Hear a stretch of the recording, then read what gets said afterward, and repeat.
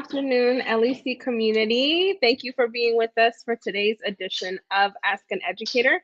My name is Susana Elizarraz, and I am the Deputy Director of the Latinx Education Collaborative. As most of you know, our mission is to increase Latino representation in K through 12 classrooms. Of course, that work can't be possible without showing love to, supporting, appreciating, and hopefully retaining Latino educators that already exist. I have the pleasure of being with one of those educators today. I know our time shifted just a little bit because when you connect with people from across the country, our times are different. So I have the pleasure of being here with Alejandro de la Peña today. Alejandro, how are you? Hi, I'm doing good. I'm still here at school. A couple minutes after school right now. Out that actually, let me take off my radio because then I'm going to be hearing voices in my head all the time. Yeah. Hold on. Yeah, so let's go easy on Alejandro this afternoon, y'all, because he just got off teaching for a really long day. I really appreciate when teachers take their time to be on with us after such a long teaching day. I mean, those of us who have taught know that they're long days, regardless of what happens or doesn't, right? So, Alejandro, let's start off with you telling us about yourself. Where are you from? Who are your people, and what do you do? Okay, I'm born and raised in El Paso, here in Texas, but I spend probably more than half of my life in Ciudad Juarez in Chihuahua, in Mexico, across the border. So I'm kind of an active community member in these sister cities here that are separated by the Rio Grande. I'm a first generation American born to two Mexican parents that immigrated from Ciudad Juarez, but I'm also a naturalized Mexican citizen. So I have dual citizenship. I'm the oldest of a brother and two sisters. My dad's family was on the El Paso side. Even though all of his siblings, my tios, my tias, all of them were born in Mexico. But they moved to El Paso and opened up a small business a long time ago. It was closed when I was a kid. I still remember it, though. I loved it. It's called La Perla Bakery. It was in the heart of El Paso's downtown, about a block away from the International Bridge on El Paso Street. And I would love going with my dad. He would wake up like at 2 or 3 in the morning, and I would love going with him. And I would help him, help him be cashier at the bakery. Try to learn how to bake bread and stuff, but most of my time was spent eating it. Yeah. That was awesome. A couple of times I even most of the customers were farm workers that gathered close by, and a couple of times I even went with my dad and my mom to go be a picker. La cebolla, el chile, all that stuff. It's hard work. But I got a little bit of money sometimes and top it off with the bread from the bakery, fresh out of the oven. So that was you were living good. Yeah, I loved it. It was really cool. My mom's side, they were and still live mostly over on the Juarez side. And she has a much bigger family, way bigger family. She was one of 12. Well, is one of 12. She's the last one now. My dad's family was only 5 siblings, I think.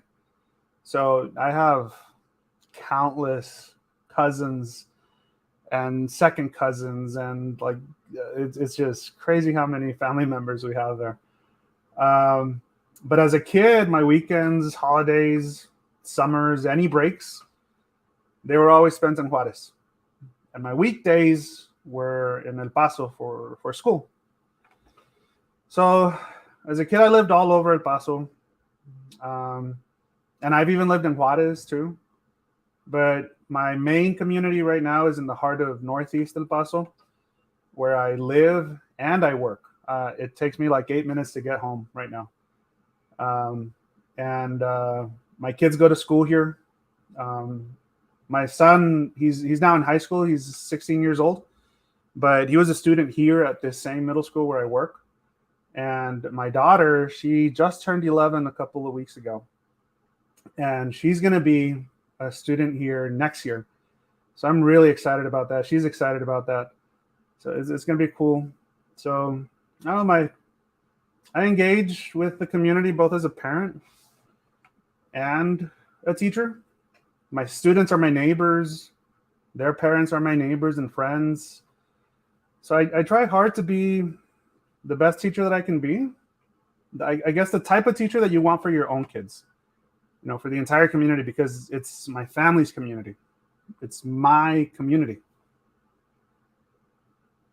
I love that. I mean, I love your whole story and the, going back and forth between Mexico and El Paso.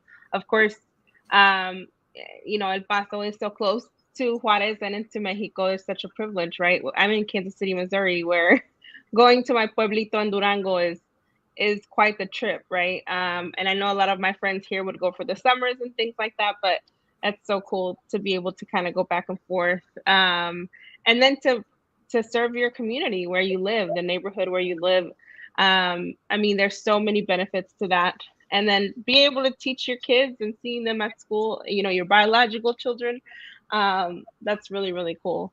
Tell us a little bit more, kind of a little about your leadership story, your upbringing, your journey as a student or as a professional. What do you kind of credit for where you are now? There's a lot to talk about. So I'm not going to go over every single detail, I guess. But I don't think my story is typical at all. I probably one day should write a book about it. But yeah. I was the first in my entire extended family on both sides to finish high school. And then it took me 11 years to get to college. Sorry, kids are knocking. It's because I do this after school thing where if they show me a book that they're reading, I give them a reward or a snack. And today I said, sorry, guys, I won't be able to do that. But there they are still knocking on the door. Oh, yeah. They're pulling up for their snacks. Look. No, but honestly, it was never my intention to become a teacher. As a kid, I wanted to be a pediatrician because I spent a lot of time in the hospital because I had severe asthma. And I scared my mom a bunch of times, she says. I don't remember it too much, but she says I almost died a lot of times. I went blue and cold and, but I think because what I do remember is missing a lot of school because of that. I kind of felt like isolated from like my friends and the entire school community sort of. But I was always a good student. Like, in fact, I was even coded GT in elementary, but I requested to be taken out because they would bus me to a different school. And I was like, oh, you know what? I don't want that. And like many other young Hispanic males growing up here in some of Juarez and El Paso's roughest neighborhoods, like the Kennedys, Segundo Barrio, Barrio 35 in Juarez in the 80s and the 90s, I started hanging around with the wrong crowds. I didn't know it. I didn't know that they were the wrong crowds. To me, my dad, he was a lifelong alcoholic and a drug addict. He was even homeless, living on the streets for a while in Segundo Barrio. But, he always showed us lots of love, and his example is what I knew was okay. So it wasn't, at the time, I didn't feel like that's wrong. It was just what I knew. So yeah, being a teacher wasn't ever on my radar as a kid. And in fact, I was even homeless for a while too. But growing up, my life was, I was an expert in Medicaid, food stamps, public housing, gangs, violence, crime, drugs, it was everywhere. That was my life. It's what I knew. And since no one in my family had ever gone to college, even in spite of getting full scholarship offers, I didn't feel the need to go. So I started working in fast food restaurant after I graduated, and basically anywhere I could get a job. And then a few years later, I had a son with my high school sweetheart. Although we didn't go to the same high school, she's from Juarez, and I was over here. She's now my wife. Been together for, gosh, what, 27 years, almost 28. Wow. But a few years later, after graduating from high school, is when I hit rock bottom, actually. In fact, it's still really hard for me to talk about. Like, I always tear up. After I got together with my girlfriend at the time, my wife now, we had our first son, and he passed away. He was only 3. Excuse me. I'm so sorry. He was only 3 days old, and he died in Juarez. He was born in Juarez, and that's where he died. And he's still buried there. We always visit him. But it's completely unexpected. Like, it broke me. It broke our world. And around that same time is when I ended up with a criminal background history.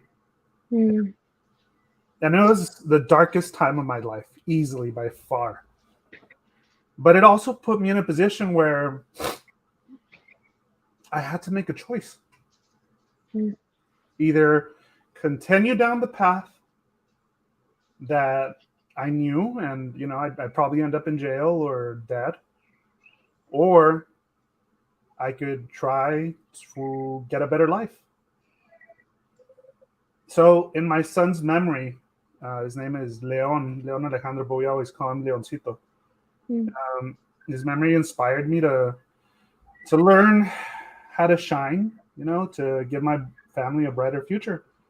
So soon after his death, I started getting my act together.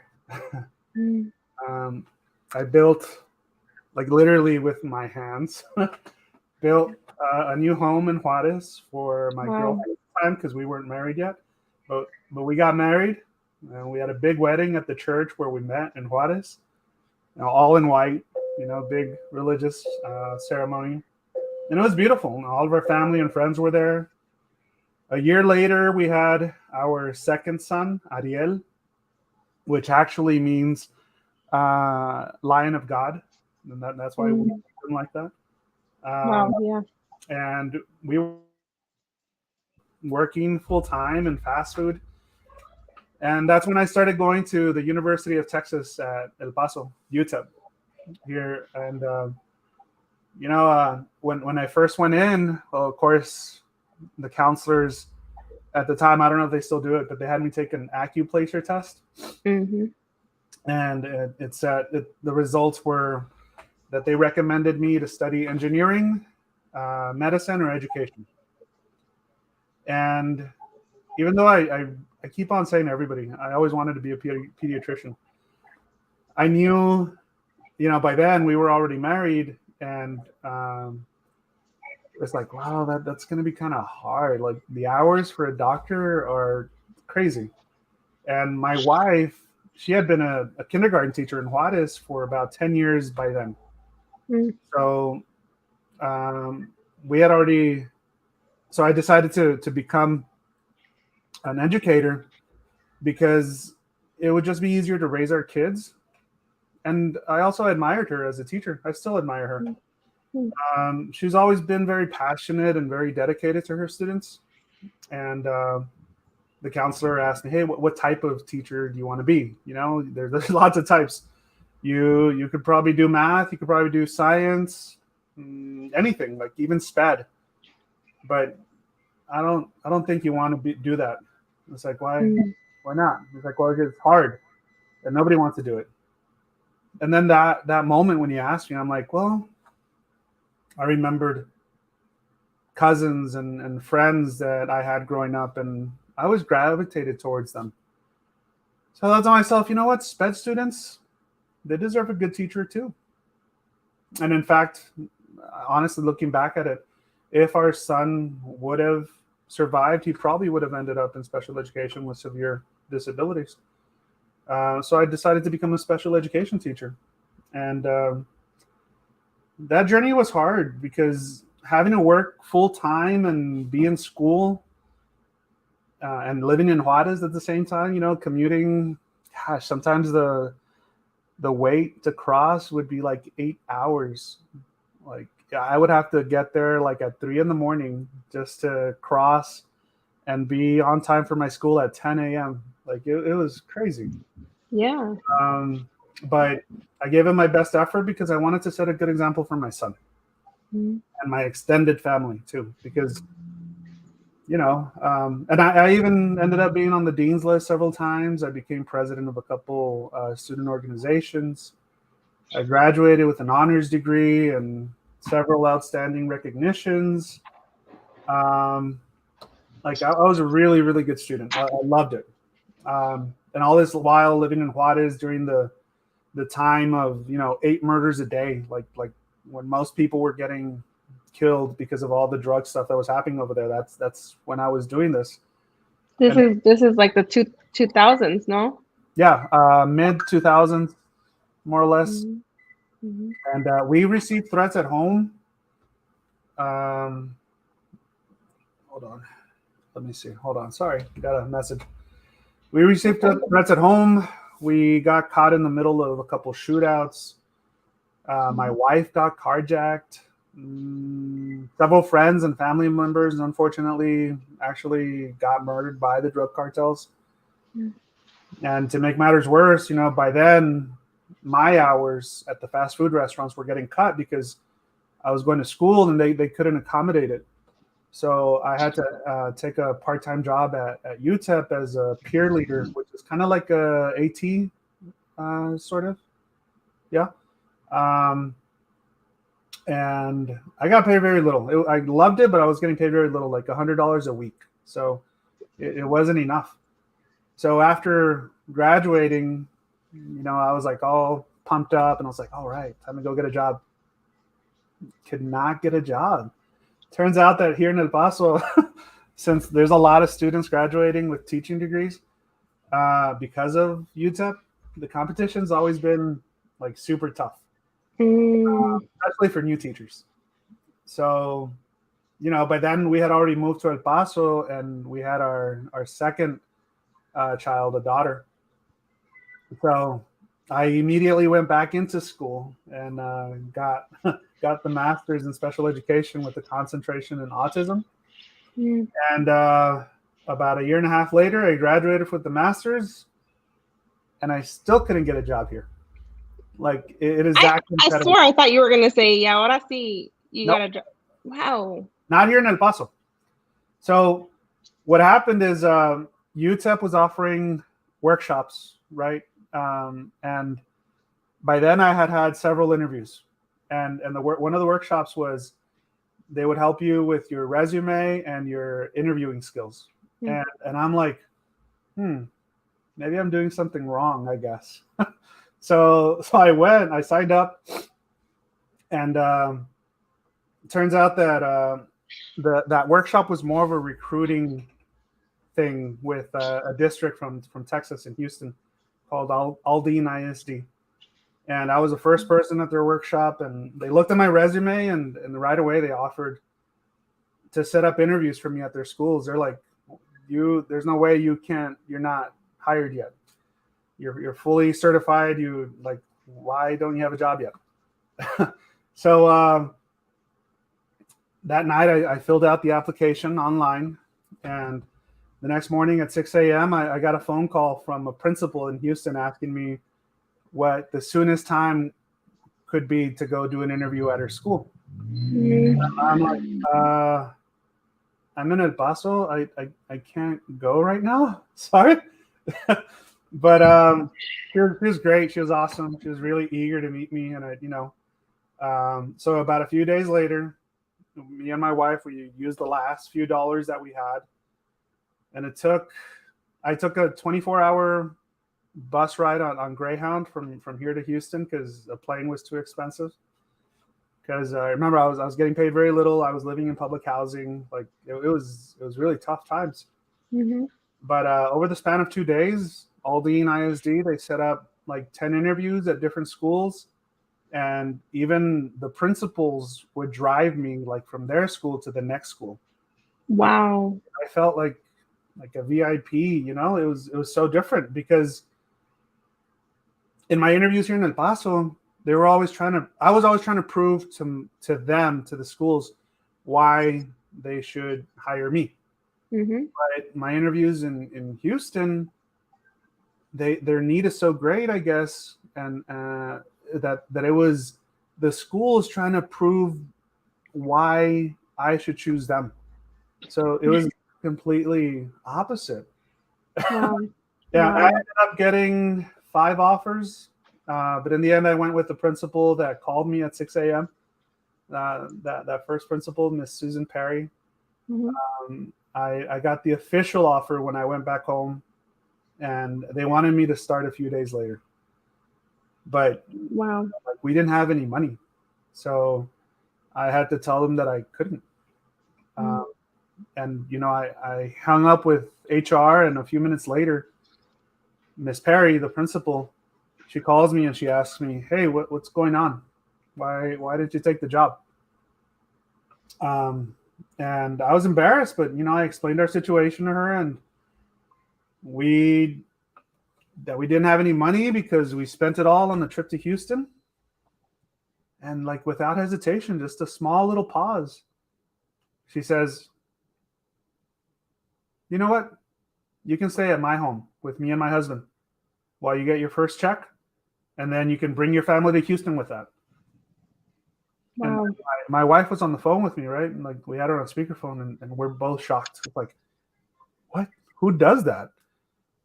Like, and she insisted. She's saying she's telling me her kids are grown up.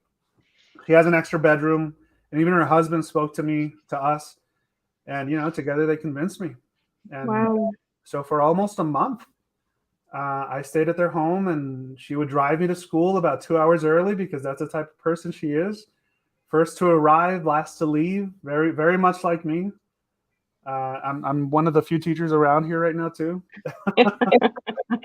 Tomorrow we don't have school, so everybody leaves right away. Yeah. But no, they were incredibly amazing, humble, kind hosts to me. Both are amazing human beings. At school, once I started working there, word got out quickly, and jokingly, the other teachers would call me the principal's son. But I made great friends with a lot of them. Although I didn't really know how to get along with teachers yet, I felt out of place because I spoke to like the custodians, and because that's the type of people that I know. Mm-hmm. And still to this day, I feel an easier connection to custodians than I do my fellow teachers. Mm-hmm. But I didn't know any college graduated professionals. Like, Right. I don't know anybody. So actually getting that job was kind of ironic because I've always wanted to be a high school teacher, and that job was a kindergarten. So I had to learn to sing and dance, and even though it was a tough learning experience, I grew to love it. And I was even chosen as teacher of the year the last year that I was there. Wow. After my first check, I came back to El Paso, and we stuffed all of our stuff in a U-Haul and drove over to Houston. And my wife gave up her 17-year career teaching in Juarez, and we came to live in Houston. And eventually, she became a naturalized citizen. and started her career in education here in the U.S. too. She actually got her first job at the same school where I was working over there. Wow. Even for like a year, no, 2 years. My wife, my son, and me were all at the same school, and I loved it. Cool.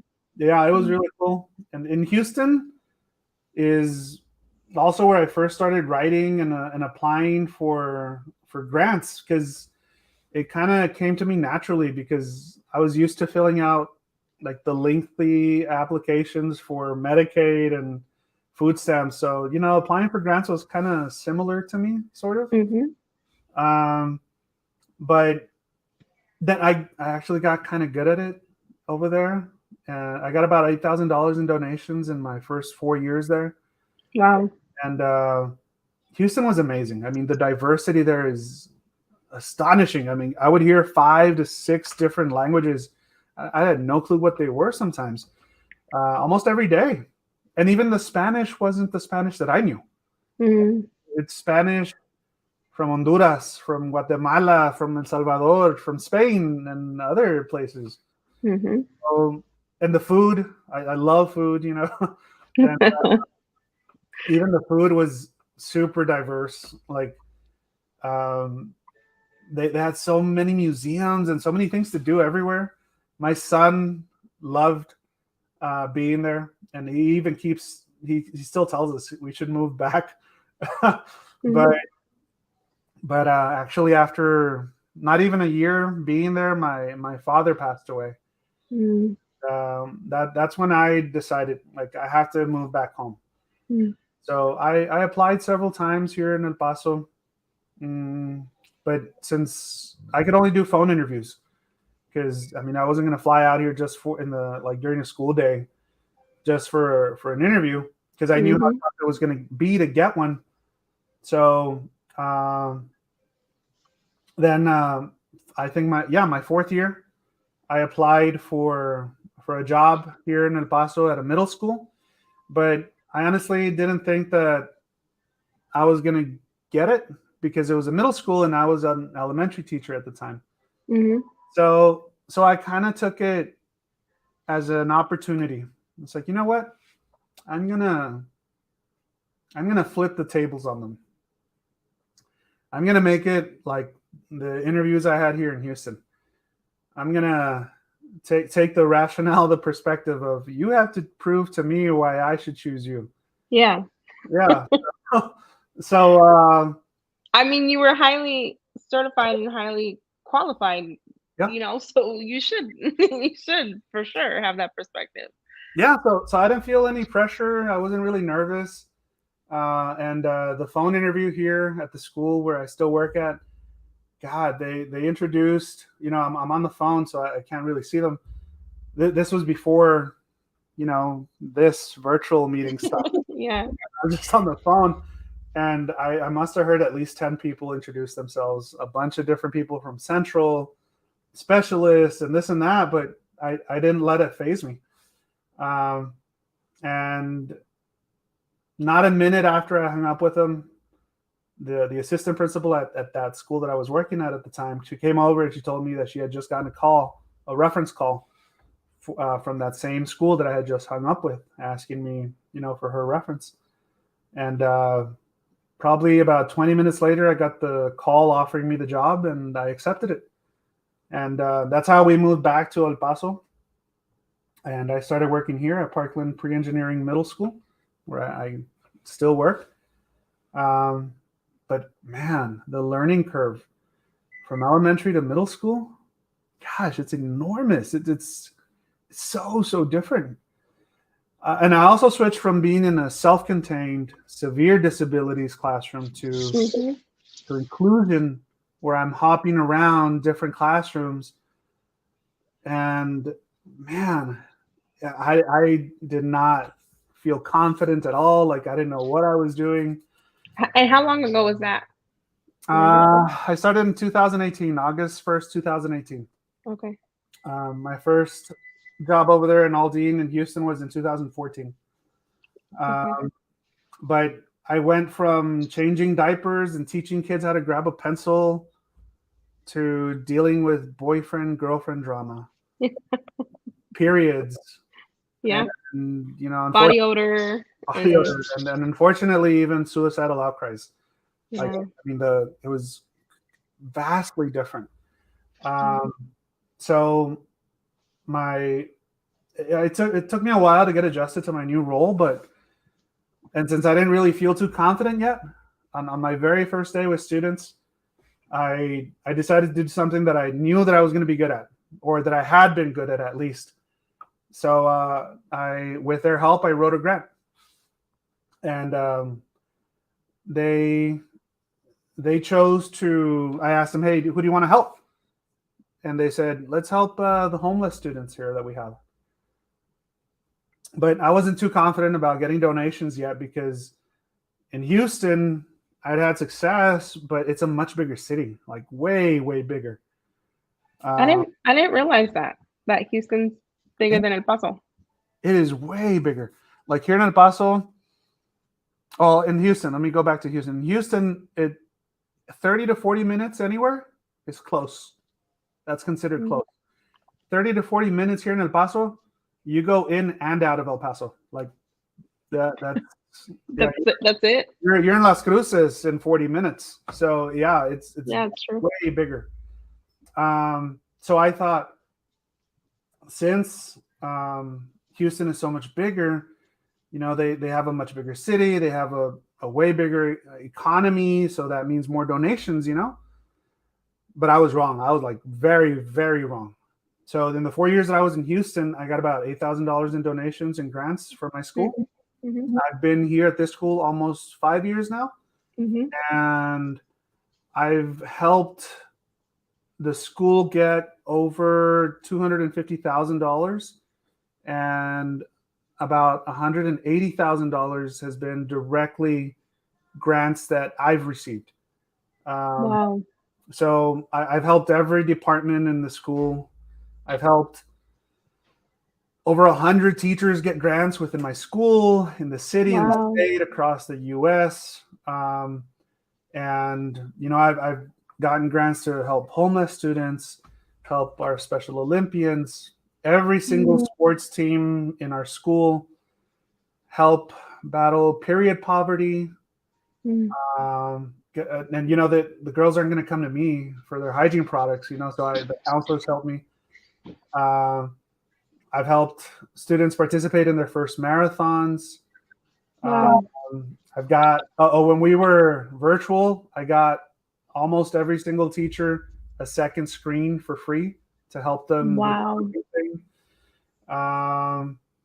What else? During the pandemic, I helped get hands-free thermometers, wall-mounted ones, to make sure that the thousands of visitors that we got were all safe, and everybody was safe. I even started and I still, this is the 4th year now, a one-of-a-kind award that celebrates 50 students, teachers, parents, community members every year that help create a positive social emotional learning environment in our community.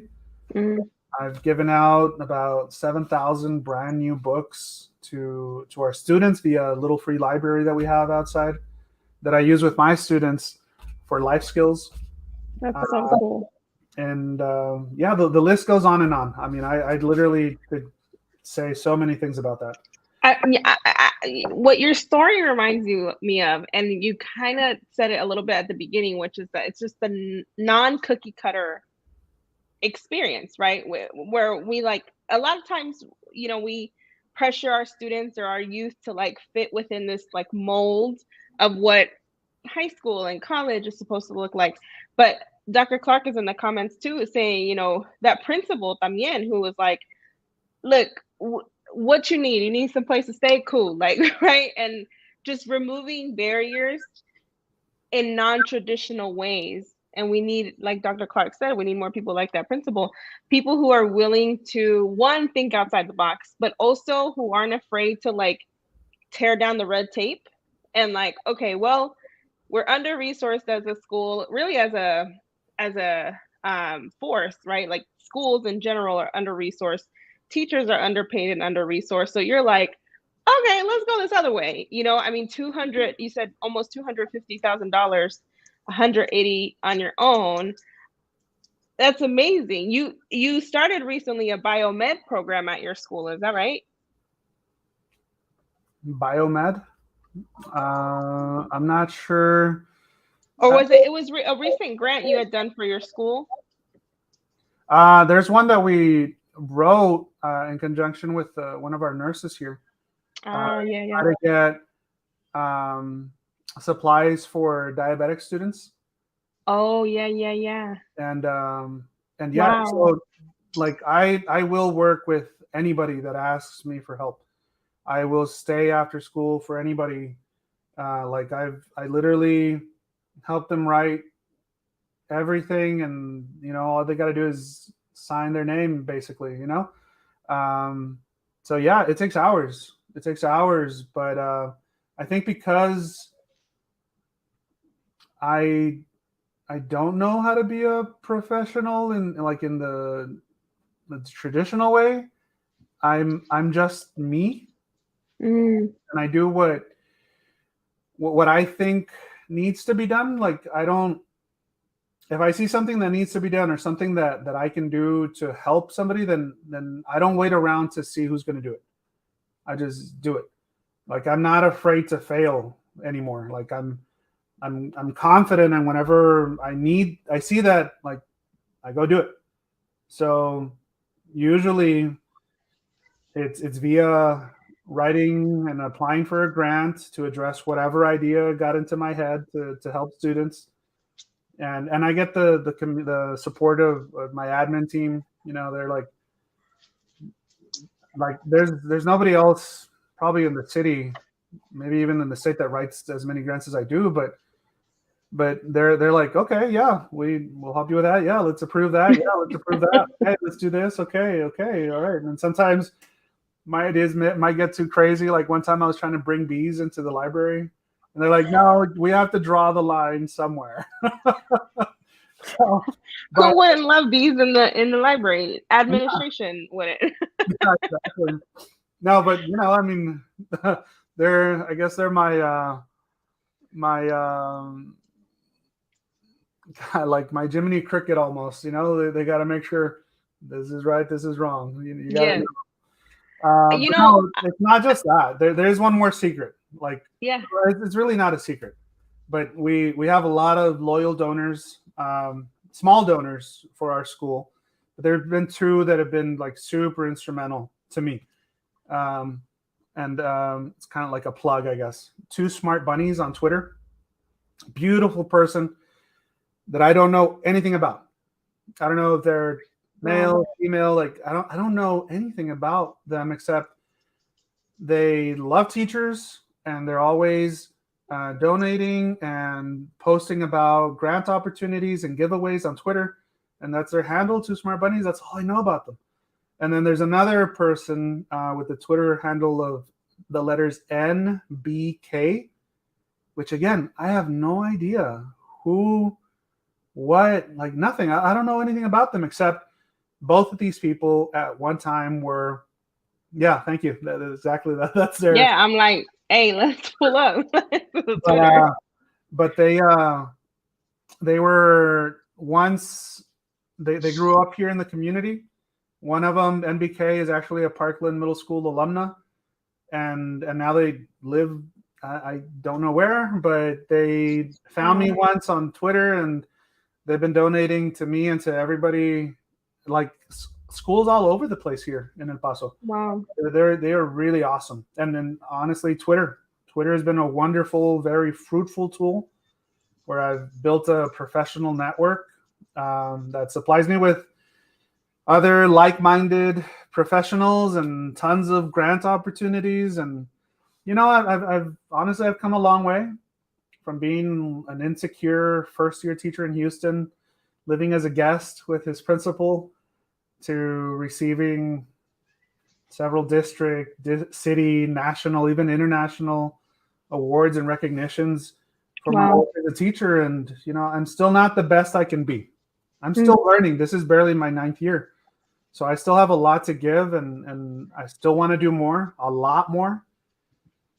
And sorry, that was a lot longer than I thought, but honestly, I left a lot of stuff out.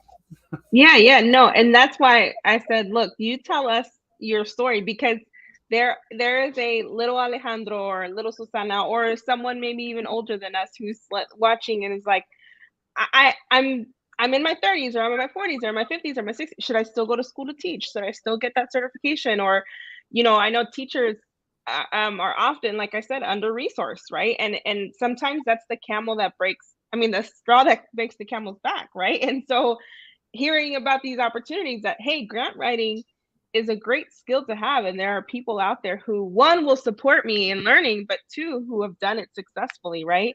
Shout out to Two Smart Bunnies and MBK on Twitter. We're not totally sure who you are, but thank you for supporting our teachers and our students. We always love to hear that people are doing that. And of course, to you, Alejandro, I mean, I really love, I want to go back to, you mentioned that you relate your grant writing strength to grant applying strength to filling out food stamp forms and Medicaid forms and things. I want that quote like on the wall in our office or something, because I want so many of the kiddos that are in our neighborhoods that come from backgrounds like you and I. You and I have a similar background, who are helping their parents translate at the doctor and at the lawyer's office, and who pay all the utility bills online, and they know I know all my mom's passwords, right? And we don't give enough value to that.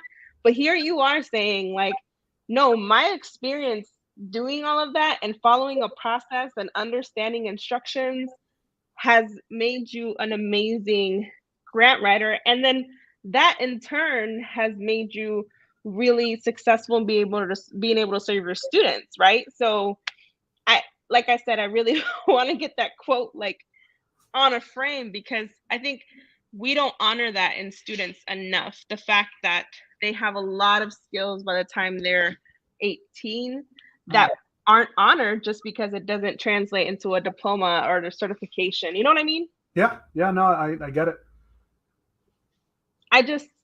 I really am inspired by that correlation between the two, because I think a lot of us, including myself, can relate to that. And it's something that maybe we're made to feel bad about, or a con about the way we were raised or things, but it's like, I mean, come on. Well, I mean, I love everything you've shared so far. You've definitely answered some of my future questions, so feel free to opt out of some. But what's been you talked about a couple of hurdles. Anything you want to a hurdle you kind of want to highlight to share with someone who may be struggling with something similar? Easily, my biggest hurdle, my biggest obstacle was me. Like me and my past. Having a criminal record, it made it so much harder for me to become a teacher, because districts have to look at criminal backgrounds for candidates. And sometimes they have to dismiss them because of it. So depending on whatever the crime was, they might not be able to get a job as a professional in whatever area they want to go into. Fortunately, my history was minor, but I still had to write a letter explaining what it was and promising to never do it again. And, then if the district accepted it, then they offered me the job or not. But it's also been a motivating chip on my shoulder, because I feel that I have to prove myself to my fellow teachers and show everyone that I deserve to be here. I also had the hurdle of having no professional role model to guide me, to show me how to be a professional. Like I said, both my mom and dad didn't finish high school, and neither did anyone else in my entire family. So I knew how to be a cholo.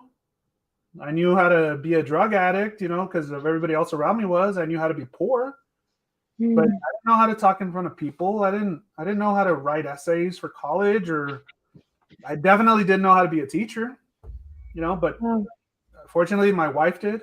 She was and is an amazing educator. So I just did what she did, and I let my heart lead me.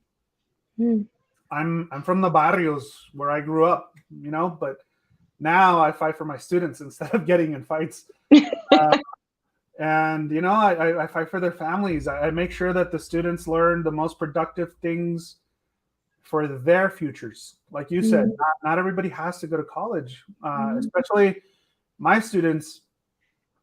Special education is hard, like just from the get-go, but severe special education with students with devastating intellectual disabilities, like the ones that I do, that I work with, it's different. Now, I don't get to celebrate going to district competitions for how well they play their instrument or how well they play sports.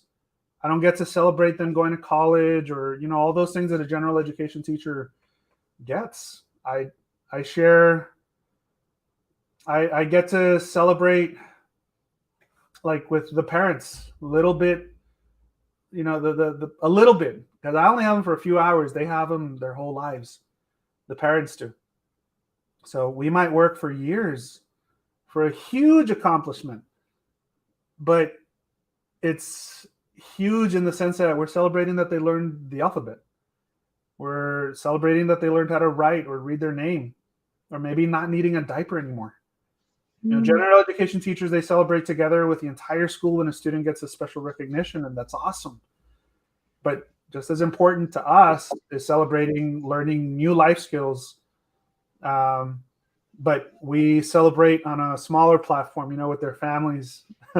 and that's a really big obstacle, actually. Acceptance, awareness. They're probably the biggest hurdles for me and my students, and unfortunately, they probably always will be. We can make lots of gains. Like we can make a lot of people accept, a lot of people aware of it. But in a school setting, every year we get new students. So it's back to square one, because they have new student peers, sometimes adults too, and we got to teach them about awareness and acceptance all over again. So that's one of the reasons why, even though I really don't like being in the spotlight. Like I'm more of a behind the scenes type of person. I'm not the typical poster boy that's giddy and like, I don't know. I'm not that. I'm me. I know how to get things done behind the scenes. I can stand in front of the camera like now, but it's something that I had to learn to do. In order to be the role model that I need to be for my students, for their families, for my family, for my son, for my daughter. Yeah. I mean, I got teared up when you talked about your students, right? And kiddos and students with special needs are some of the most marginalized in our schools, honestly, and within our systems. And so to have an advocate like you, a cheerleader like you, right, that understands that their accomplishments may not look like everyone else's, but that is excited to celebrate, those milestones with them and their families, right?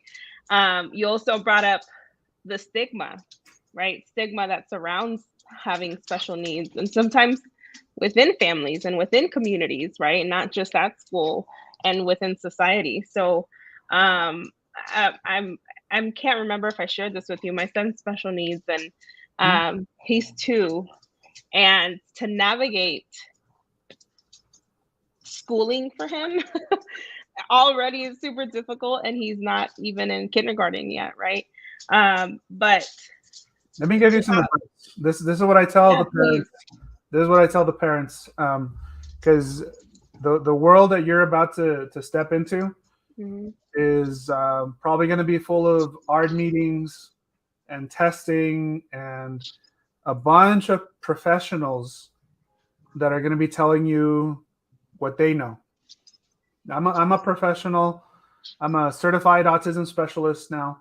I have my master's in autism, so I know autism really well. I know how to be a teacher really well. I know how to, I know the academic world.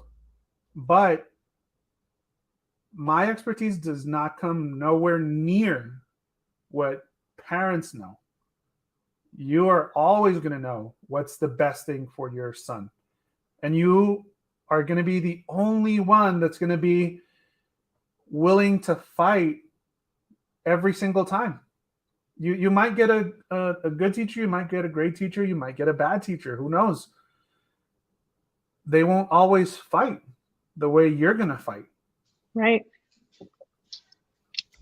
And that's why I thank you for being the advocate that you are, because you don't have to be, right? I mean, you could choose to just follow that job description and, do your, like you said, be there on time, leave on time. But, for the teachers that take it a step further, that means a lot, particularly when it comes to marginalized students, and some of the most marginalized being kiddos, in special ed and with special needs. So I appreciate you for that. Thank you so much. I gotta ask, because the work that you do isn't easy. Particularly teaching, being in education, right? But like you talked about, right, having kiddos that do have their struggles, and talking families through that, and the community and the school. What keeps you going through all of that? I would say easily, like, my family. Mm-hmm. The memory of my first son, my son now, my daughter. Like every parent, I want the best for them, for their future. Something better than what I had, I guess. Luckily, they don't know the struggle of getting beat up and bullied by gangs that control the projects where I lived in. They don't know the feeling of getting shot at, or feeling fear or pressure when you're surrounded by drugs and violence and crime, all that stuff. They have not one, but they have two college graduates, both with their masters as their parents, that can guide them in the academic world if that's what they choose to do. Not to say that parents that don't have a college degree can't be good parents. I mean, both my mom and dad were great for me growing up. My mom actually is a big reason that keeps me going. Last year, she was diagnosed with breast cancer, and it was like devastating news to us. And she's gone through all the chemo and the radiations with strength and courage, and she doesn't like to let it show, but it's been really tough for her. And as soon as she told me, I gathered my kids and my wife, and we made a video to send to her support, because I think she had COVID at the time, so we couldn't go in person. But while we're making the video, midway through the video, I decided I'm going to have my kids shave my head right now, on camera, right now. Even though my mom hadn't even started her treatment yet. That's why I'm bald in some of the pictures that I sent you. But I wanted to show her support for when she would lose it, and she did lose it. And then her, as she progressed, her hair started growing back, and I let mine grow. That no todo greñudo. That's why I've never had hair this long, I think. But I'm doing it for her because I want to show her the support. And I promised, being a Catholic, I promised La Virgen de Guadalupe that I won't cut it until she's cancer free. And hopefully we'll be able to take her to the Basilica de Guadalupe in Mexico City, because she's never been there. And in fact, I'm going to get teared up again. Sorry. I know. I just got a video from my little brother a few minutes ago that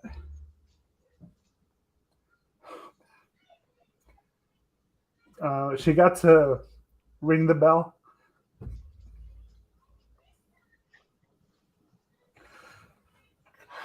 Because she's done with the treatments now.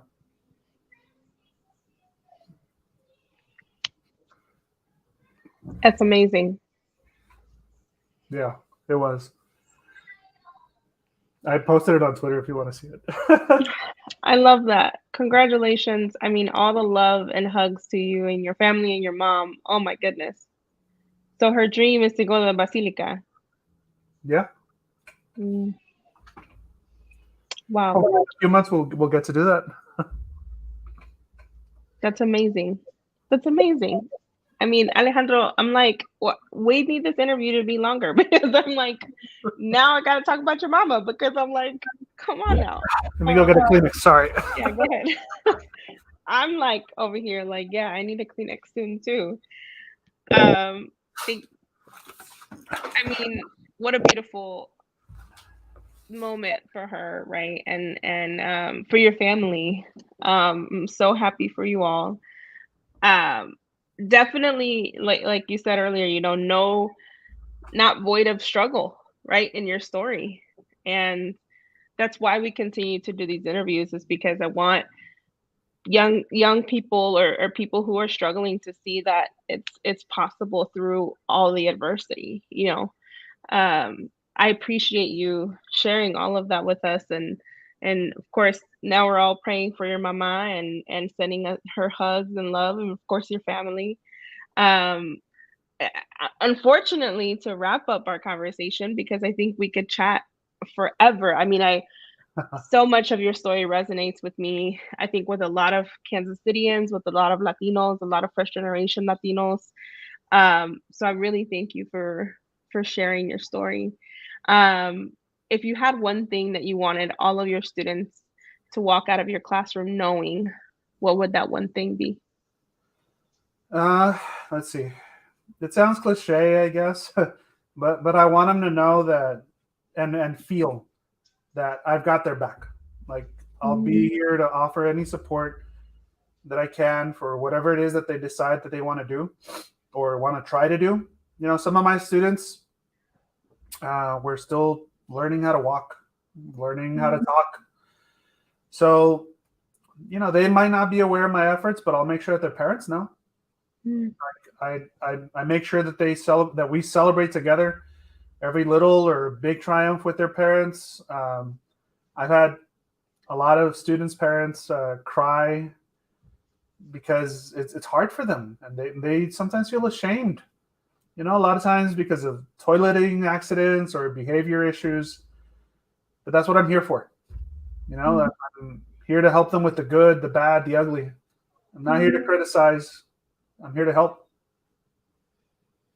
I gotta pay it forward. I was helped a lot during my life. So many people helped me, like the principal, like some of my professors in college. Just it goes on and on. There's so many people that I owe so much to that I would not be here if it wasn't for them. So I'm here to help. Alejandro, I'm so inspired by you. I'm so inspired by your story. Like I said, I think it resonates with a lot of us, particularly those of us who are first generation high school graduates, college goers, masters, graduate school graduates, right? I'm so grateful. My heart is so full from hearing your story today. And I know it's not all of it, right? So I look forward to continuing to chat with you, continuing to learn about you. Thank you for the grant writing, and you support other teachers in their grant writing efforts and getting their grants, getting things off the ground for their students. I would love, I'm sure it's impossible to measure the amount of students that you've impacted by the help that you've given other teachers, right? And how that has multiplied across the country, you said, right? And so thank you.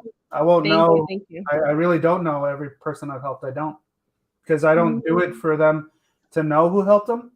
Right. I do it to help them, no matter who gets the credit. From the LEC, from me personally, I'm sure from everyone watching, thank you for the work that you do. Like I said, to me, teachers already, I'm like, they're on a pedestal for me. I know what it's like, and on top of that, all the support you give to the community and families. Thank you for spending time with us. I know you had a long day teaching. Tomorrow you got the day off, so please go sleep in, kick it a little bit, or whatever whatever you do. And Alejandro, we'll talk very soon. Thank you so much. Thank you. We'll see you. Thank you, everyone, for being with us. Bye.